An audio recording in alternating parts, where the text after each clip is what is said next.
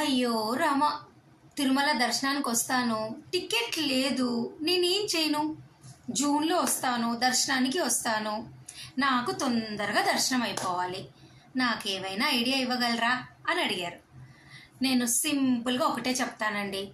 Ticket లేనివారు ఇప్పుడు వేసవి సెలవులు కాబట్టి మీరు డైరెక్ట్గా వైకుంఠం క్యూ కాంప్లెక్స్కి వెళ్ళిపోవడమే బెటరు. ఎందుకు అంటే తిరుపతిలో మీకు ఉచిత సర్వదర్శనం టోకెన్లు ఇస్తారండి, కానీ ఒక రోజు ముందు రావాలి. అర్ధరాత్రి 12 గంటల తర్వాత ఈ సర్వదర్శనం టోకెన్లు మీకు విష్ణు నివాసము, శ్రీనివాసము, భూదేవి కాంప్లెక్స్లో ఇస్తారు.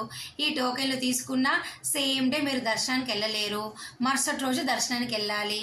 కాబట్టి ఒక రోజు ముందు 24 అవర్స్ టైం వేస్ట్ అయిపోతుంది. దానికోసం క్యూ లైన్లో 5 గంటలు ముందుగానే మీరు నించోవాలి. ఆ రకంగా చూస్తే 29 గంటలు, 30 గంటలు మీరు దర్శనానికి అయితే వెళ్ళలేరు.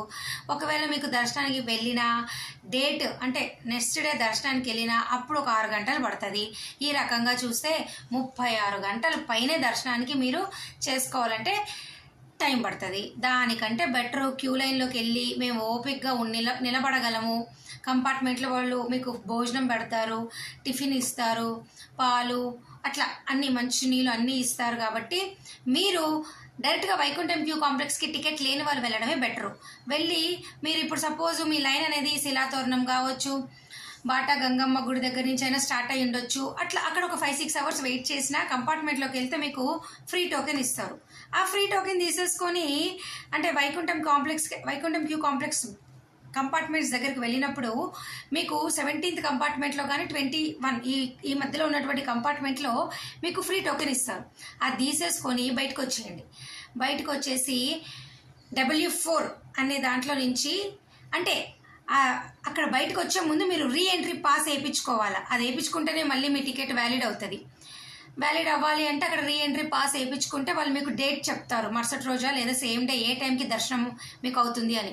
అప్పుడు మీరు బయటకు వచ్చేసి మీకు దర్శనానికి టైం ఇస్తారు కదా, దానికి ఒక గంట ముందు కానీ అరగంట ముందు కానీ W4 నుంచి రీఎంట్రీ పాయింట్ ఉంటుంది, అక్కడికి వెళ్ళిపోండి.